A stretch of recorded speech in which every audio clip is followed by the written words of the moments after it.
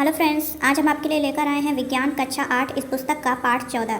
पाठ 13 तक हो गया था, जिसमें हमने विद्युत धारा के बारे में देखा था। अगर आपने वो वीडियो नहीं देखा तो आप प्ले लिस्ट में जाकर देख सकते हैं। आज का वीडियो है चुंबकत्व के बारे में, पाठ नंबर 14 विज्ञान कक्षा 8। और इस पाठ को शुरू करने से पहले, जैसा कि हम हर बार करते हैं कि पिछले पाठ में हमने क्या क्या सीखा उसको एक बार रिवाइज़ करेंगे।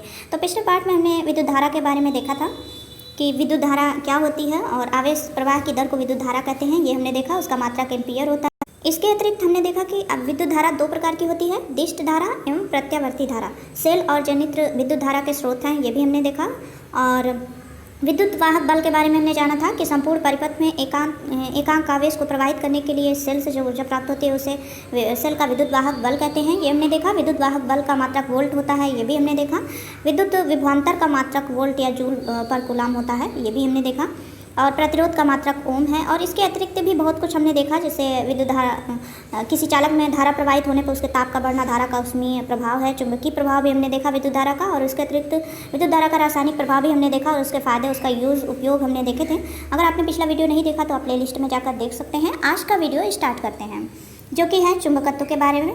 तो क्या क्या हम जानेंगे उसको यहाँ देखिए पॉइंट करके दिया गया है, देखते हैं। चुंबक के गुण, चुंबक के प्रकार एवं उपयोग हम देखेंगे। चुंबकीय प्रभाव एवं चुंबकीय बल रेखाएं देखेंगे। चुंबकत्व का विद्युत धारा से संबंध क्या है ये भी हम देखेंगे इस वीडियो में। और पृथ्वी का चुंबक की भांति व्यवहार कैसे है ये भी हम देखेंगे, ठीक है। तो स्टार्ट करते हैं। प्राचीन यूनान देश के लोग काले पत्थर से चमत्कार दिखाया करते थे। यह पत्थर एशिया माइनर के मैग्नीसिया नगर में पाया जाता है। इस नगर में मिलने के कारण इसका नाम मैग्नेटाइट पड़ा। अंग्रेजी में इसे मैग्नेट तथा हिंदी में चुंबक कहते हैं। इसमें कुछ अद्भुत गुण पाए जाते हैं। जब कोई लोहे का टुकड़ा इसके पास लाया जाता है तो यह उसे आकर्षित करता है तथा इसके संपर्क में आया लोहे का टुकड़ा भी अन्य लोहे के टुकड़ों को आकर्षित करता है। सबसे आश्चर्यजनक बात यह थी कि जब इसके एक लंबे टुकड़े को धागे से बांधकर स्वतंत्रता पूर्वक लटकाया जाता था तो यह उत्तर दक्षिण दिशा में स्थिर हो जाता था। इसके इस गुण के कारण यात्री इसका उपयोग यात्रा के दौरान दिशा ज्ञात करने में करते थे। इसलिए इस पत्थर को अग्रम पत्थर या लेड स्टोन कहा जाता है, ठीक है। लेड स्टोन भी कहा जाने लगा। ऐसे पदार्थ जो लोहे या लोहे से बनी वस्तुओं को अपनी ओर खींचते हैं चुंबक कहलाते हैं। यहाँ सरल सी परिभाषा दी गई है। ऐसे पदार्थ जो लोहे या लोहे से बनी वस्तुओं को अपनी ओर खींचते हैं चुंबक कहलाते हैं तथा जो पदार्थ चुंबक की ओर आकर्षित होते हैं चुंबकीय पदार्थ कहलाते हैं, ठीक है। तो यहाँ चुंबकीय पदार्थ की भी परिभाषा हो गई। आगे है चुंबक के प्रकार। कितने प्रकार के होते हैं चुंबक? दो प्रकार के होते हैं। पहला है प्राकृतिक चुंबक और दूसरा है कृत्रिम चुंबक। तो देखते हैं पहले प्राकृतिक चुंबक के बारे में। प्रकृति में स्वतंत्र रूप से पाए जाने वाले चुंबक को प्राकृतिक चुंबक कहते हैं। इन्हें इच्छा अनुसार आकृति नहीं दी जा सकती है। आगे है कृत्रिम चुंबक के बारे में। यहाँ है मानव द्वारा निर्मित चुंबक को कृत्रिम चुंबक कहते हैं। इन्हें अपनी आवश्यकता अनुसार विभिन्न आकृति का तथा शक्तिशाली बनाया जा सकता है। कृत्रिम चुंबक दो प्रकार के होते हैं, अस्थायी व अस्थायी चुंबक।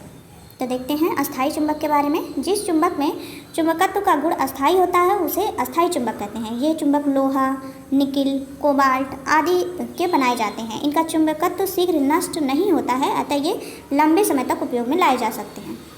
आगे है अस्थायी चुंबक।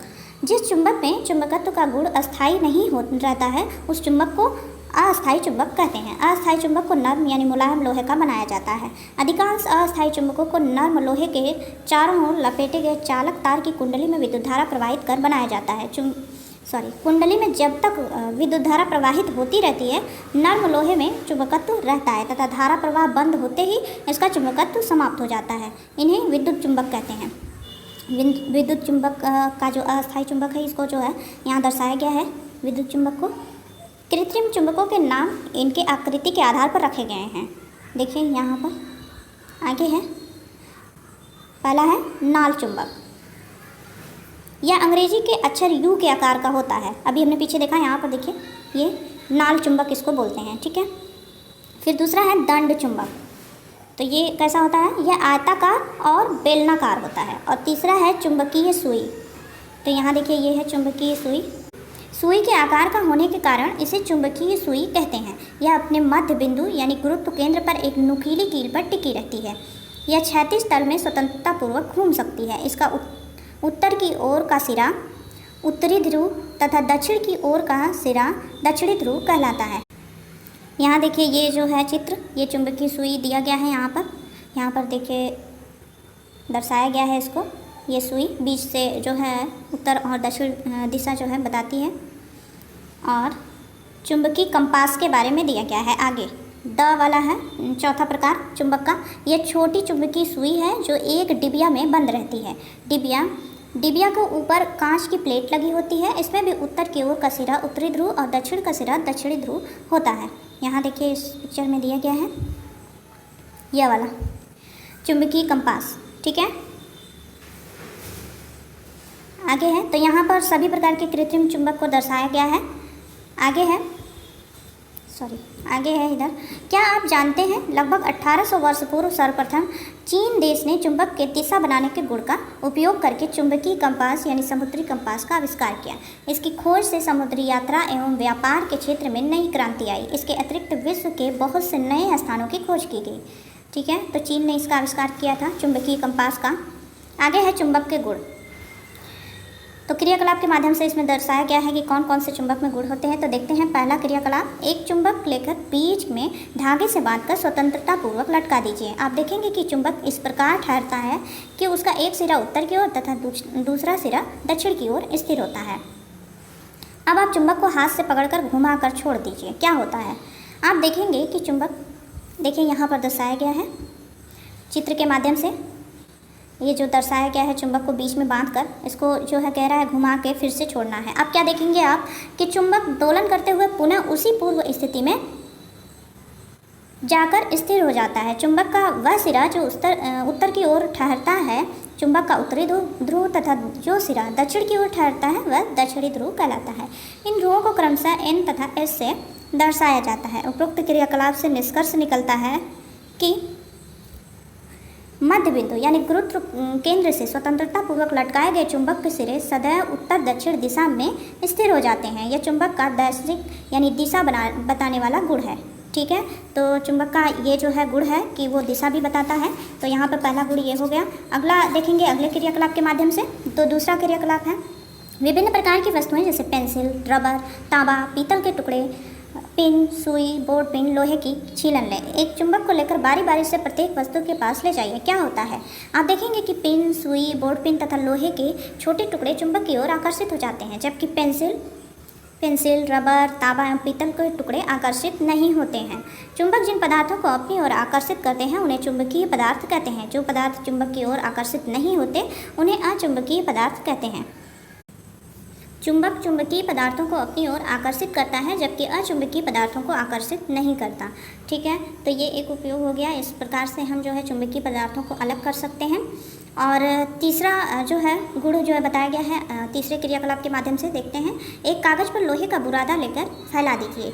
एक छड़ चुंबक को लोहे के बुरादे पर ले जाकर चारों ओर घुमाइए। आप क्या देखते हैं आप देखते हैं कि चुंबक के दोनों सिरों पर लोहे का बुरादा सबसे अधिक मात्रा में चिपकता है तथा मध्य में सबसे कम चिपकता है। इससे यह निष्कर्ष निकलता है कि चुंबक के सिरों पर चुंबकत्व सबसे अधिक तथा मध्य में सबसे कम होता है, ठीक है। यहाँ चित्र के माध्यम से भी दर्शाया गया है। आगे है चौथा क्रियाकलाप, एक चुंबकीय सुई तथा एक छड़ चुंबक लें। चुंबकीय सुई के उत्तरी ध्रुव के पास छड़ चुंबक के दोनों ध्रुवों को बारी बारी से लाइए। देखिए क्या होता है, यहाँ लाया गया, देखिए यहाँ चित्र के माध्यम से देखते रहिए। आप देखेंगे कि जब सुई के पास छड़ चुंबक का उत्तरी ध्रुव लाते हैं तो सुई का उत्तरी ध्रुव प्रतिकर्षित हो जाता है और जब चुंबक का दक्षिण ध्रुव सुई के उत्तरी ध्रुव के पास लाया जाता है तो चुंबकीय सुई का उत्तरी ध्रुव आकर्षित हो जाता है। देखिए यहाँ चित्र के माध्यम से दर्शाया गया है। चुंबक के समान ध्रुवों में प्रतिकर्षण तथा असमान ध्रुवों में आकर्षण होता है, ठीक है। ये गुण भी पता चला इस क्रियाकलाप के माध्यम से बताया गया है चुंबक के इस गुण के बारे में कि चुंबक के समान ध्रुवों में प्रतिकर्षण तथा असमान ध्रुवों में आकर्षण होता है। आगे है उपरोक्त क्रियाकलापों के आधार पर चुंबक में निम्नलिखित गुण पाए जाते हैं। देखते हैं कौन कौन से हैं। पहला, स्वतंत्रता पूर्वक लटकाने पर चुंबक सदैव उत्तर दक्षिण दिशा में ही स्थिर होता है। चुंबक चुंबकीय पदार्थों को अपनी ओर आकर्षित करता है। चुंबक के सिरों पर चुंबकत्व सबसे अधिक तथा मध्य में कम होता है।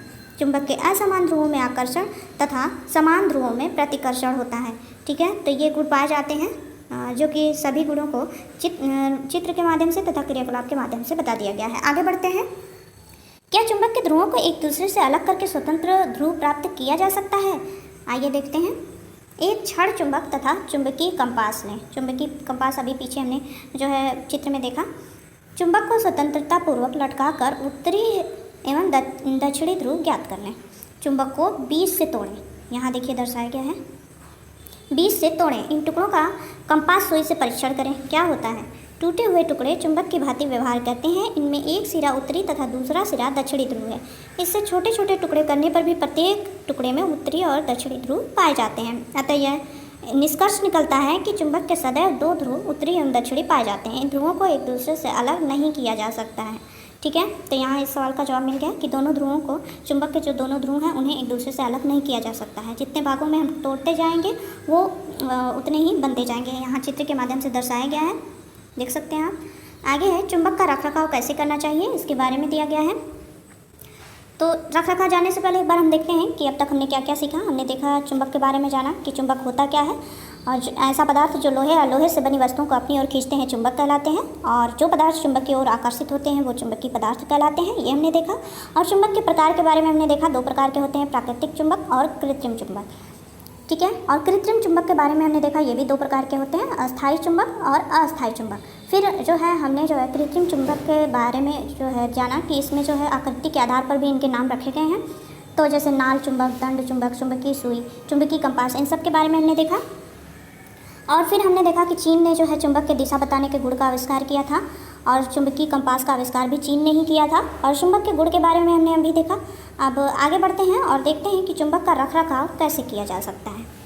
चुंबक का चुंबकत्व बनाए रखने के लिए अधोलिखित सावधानियां बरतनी चाहिए। दो चुंबकों को आपस में न रगड़ें, विपरीत दिशा में घर्षण न करें, चुंबक को न पीटें, न ठोकें और न ही ऊंचाई से जमीन पर गिराएं। चुंबक को गर्म नहीं करना चाहिए। पास पास रखे चुंबकों के समान ध्रुवों को साथ साथ न रखें। अस्थायी चुंबकों के चुंबकत्व को बनाए रखने के लिए नर्म लोहे के रक्षक का उपयोग किया जाता है। चित्र के अनुसार दो चुंबकों के विपरीत ध्रुवों को कुछ दूरी पर रखकर इनके सिरों पर नर्म लोहे की पतली पट्टी लगा देते हैं। चुंबकीय प्रभाव लोहे की पतली पट्टियों से बाहर नहीं निकल पाता है। ये इंपॉर्टेंट पॉइंट है, देखिए हमने यहाँ पर अंडरलाइन किया है इसको। चुंबकीय प्रभाव लोहे की पतली पट्टियों से बाहर नहीं निकल पाता है, जिससे चुंबकत्व अधिक समय तक बना रहता है। यहाँ चित्र के माध्यम से दर्शाया गया है। आगे है चुंबक के उपयोग। लोहे के कण मिले मिश्रण से लोहे के कणों को चुंबक की सहायता से अलग किया जा सकता है। ठीक है, तो ये है चुंबक का उपयोग। और क्यों अलग किया जा सकता है, अभी हमने इसको चुंबक के गुण के बारे में देखा हमने कि चुंबक चुंबकीय पदार्थों को अपनी ओर आकर्षित करता है, इसलिए ये अलग किया जा सकता है। और दूसरा है चुंबक लोहा तथा लोहे से बनी वस्तुओं को आकर्षित करता है, जबकि स्टेनलेस स्टील तथा उससे बने बर्तनों को आकर्षित नहीं करता है। चुंबक के इस गुण के कारण लोहे और स्टेनलेस स्टील से बने बर्तनों की पहचान की जा सकती है। ठीक है, मिलावट का हम जानकारी प्राप्त कर सकते हैं कि कौन सी चीज़ स्टेनलेस स्टील की है और कौन सी लोहे की है। चुंबक की सहायता से मोटरसाइकिल, स्कूटर तथा मोटर कार में प्रयुक्त होने वाले डायनामो का निर्माण किया जाता है, ये भी उपयोग है इसका। और चुंबक का महत्वपूर्ण उपयोग कंपास सुई बनाने में किया जाता है, जिसकी सहायता से दिशाएं ज्ञात की जाती हैं। चुंबकीय प्रभाव एवं क्षेत्र के बारे में है अगला पॉइंट। जब किसी क्षण चुंबक के आसपास एक कंपास सुई लाई जाती है तो कंपास सुई विक्षेपित होकर एक निश्चित दिशा में रुक जाती है। विभिन्न स्थानों पर कंपास सुई की दिशा बदल जाती है। इस प्रकार कंपास सुई द्वारा चुंबक के चारों ओर चुंबक के प्रभाव का अनुभव किया जा सकता है। चुंबक से कुछ दूरी के बाद कंपास सुई पर चुंबक का कोई प्रभाव नहीं होता है। इससे यह स्पष्ट है कि चुंबक के चारों ओर एक सीमित स्थान तक ही चुंबकीय प्रभाव होता है। यहाँ देखिए चित्र के माध्यम से दर्शाया गया चुंबकीय क्षेत्र एवं प्रभाव को। चुंबक के चारों ओर का वह क्षेत्र जिसमें चुंबकीय प्रभाव का अनुभव होता है चुंबकीय क्षेत्र कहलाता है। ठीक है, क्या चुंबकीय प्रभाव सभी वस्तुओं से आर पार अनुभव किया जा सकता है, देखते हैं इसके बारे में। एक क्षण चुंबक लें, क्रियाकलाप के माध्यम से दर्शाया गया है यहाँ पर। इस बात का जो है आप देखते हैं, पहला पॉइंट है एक क्षण चुंबक लें। इसके सामने कुछ दूरी यानी चुंबकीय क्षेत्र में एक कंपास सुई रखें। आप देखेंगे कि सुई विक्षेपित हो जाती है। यहाँ देखिए दर्शाया गया है चित्र के माध्यम से। अब कंपास सुई और क्षण चुंबक के बीच बारी बारी से एक लोहे की वस्तु, चादर, कांच की प्लेट व दफ्ती का टुकड़ा खड़ा करके देखें।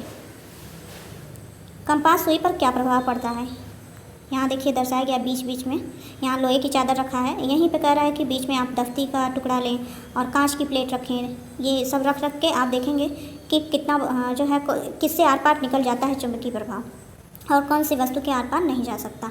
तो यहाँ पर बताया गया है कंपास सुई पर क्या प्रभाव पड़ता है। लोहे की चादर को कंपास सुई व चुंबक के बीच रखने पर कंपास सुई पर कोई प्रभाव नहीं पड़ता है, जबकि कांच की प्लेट और दफ्ती का टुकड़ा रखने पर कंपास सुई विक्षेपित हो जाती है। इससे यह निष्कर्ष निकलता है कि चुंबक का प्रभाव लोहे की चादर के आर पार नहीं निकल पाता है, जबकि कांच व दफ्ती के आर पार निकल जाता है। ठीक है, तो कुछ पदार्थों के आर पार भी चुंबकीय प्रभाव का अनुभव किया जाता है, जैसे कांच और दफ्ती। आगे है, जब किसी चुंबक के उत्तरी अथवा दक्षिणी ध्रुव के पास कंपास सुई रखते हैं तथा उसमें विक्षेप अधिक होता है, और जब किसी चुंबक के उत्तरी तथा दक्षिणी ध्रुव के पास कंपास सुई रखते हैं तब उसमें विक्षेप अधिक होता है, और जब चुंबकीय ध्रुव से दूर रखते हैं तब उसमें विक्षेप कम होता है। चुंबक से दूर जाने पर चुंबकीय क्षेत्र का मान कम होता जाता है। ठीक है, यहाँ ये बात भी पता चली। आगे है, चुंबकीय बल रेखाएं क्या होती हैं, देखते हैं। एक छड़ चुंबक लेकर उसे कार्डबोर्ड पर रखिए। चुंबक के चारों ओर लोहे का बुरादा बिखेर दीजिए। कार्डबोर्ड को धीरे धीरे ठोकिए। आप देखेंगे कि चित्र के अनुसार, यहाँ चित्र दिया गया है, इसके अनुसार लोहे के बुरादे नियमित आकृति में पुनर्व्यवस्थित हो जाते हैं। यह नियमित आकृति वक्राकार है। इस वक्र को चुंबकीय बल रेखाएं कहते हैं। चुंबकीय बल रेखा के विभिन्न बिंदु पर खींची गई स्पर्श रेखा उस बिंदु पर चुंबकीय क्षेत्र की दिशा को बताती है। चुंबकीय बल रेखाएं किसी चुंबकीय क्षेत्र में वे काल्पनिक वक्र हैं जिनसे किसी बिंदु पर खींची गई स्पर्श रेखा उस बिंदु पर चुंबकीय क्षेत्र की दिशा को निरूपित करती है। ठीक है, तो चुंबकीय बल रेखाओं को यहाँ पर परिभाषित कर दिया गया है। आगे देखते हैं, चुंबकीय बल रेखाएं चुंबकीय सुई द्वारा भी खींची जा सकती हैं। यहाँ देखिए, चुंबकीय सुई द्वारा खींचा गया है, रेखाओं का निरूपण किया गया है। विद्युत धारा तथा चुंबकत्व में क्या संबंध है, देखते हैं। सन 1820 में सर्वप्रथम डेनमार्क के प्रसिद्ध वैज्ञानिक हेंस क्रिश्चियन ओर्स्टेड ने विभिन्न प्रयोगों द्वारा पता लगाया कि विद्युत धारा और चुंबकत्व का आपस में घनिष्ठ संबंध है। तो देखते हैं, क्रियाकलाप 7 दिया गया है। इसमें दर्शाया गया है कि विद्युत धारा और चुंबक के बीच क्या संबंध है। एक चालक तार, एक कुंजी तथा एक शुष्क सेल लें। इनको मेज पर रखकर तार में बिना विद्युत धारा प्रवाहित किए चुंबकीय सुई को तार के पास लाएं। आप देखेंगे कि चुंबकीय सुई उत्तर दक्षिण दिशा में रुक गई है। अब चित्रानुसार तार में विद्युत धारा प्रवाहित करके चुंबकीय सुई के विक्षेप को देखें। आपने देखा होगा कि चुंबकीय सुई विक्षेपित हो जाती है। इससे यह निष्कर्ष निकलता है कि तार में विद्युत धारा प्रवाहित करने पर इसके चारों ओर चुंबकीय क्षेत्र उत्पन्न हो जाता है, जिससे सुई विक्षेपित हो जाती है। किसी चालक तार में विद्युत धारा प्रवाहित करने पर इसके चारों ओर चुंबकीय क्षेत्र उत्पन्न हो जाता है।